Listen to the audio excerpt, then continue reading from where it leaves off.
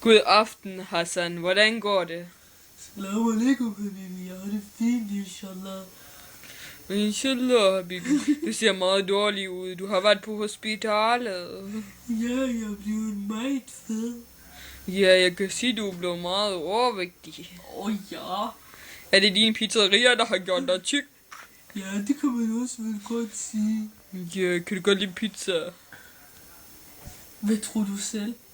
Det kunne godt være, at du ikke kunne lide den, og så bare havde pizzeria, fordi du gerne vil tjene nogle penge. Men jeg har hørt, at du spiser selv din pizza, og ikke vil sælge den til dine kunder.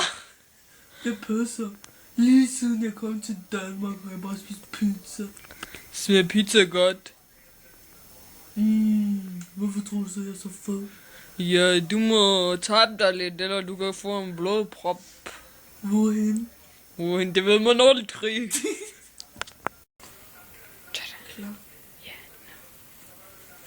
Hvad laver du, Hassan? Du må ikke kysse mig. Hvad er det for noget, du har på hovedet? Det er bare en julehue, min svigerdatter har givet mig. Den charmut, hvorfor giver hun dig sådan noget? Hvorfor? Jeg elsker min svigerdatter. Hun må give mig alt, hvad hun vil. Det er jul, skammer du dig ikke? Jeg skammer mig over det, at du fucker min ær til. Hvad tror du er, mand? Hvorfor pokker jeg din ær?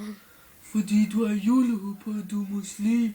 Prøv at passe på din ær. Du er gammel, du skal sidde og faste, men nej, du spiser svinekød som et svin.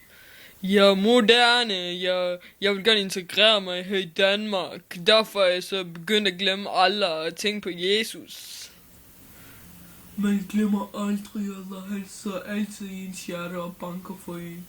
Ja, datter, du kunne ikke engang holde ramadan. Du skulle op og æde hele tiden. Jeg arbejder ved godt. Hvad siger du? Det er derfor, du lå i ske med din svigerdatter.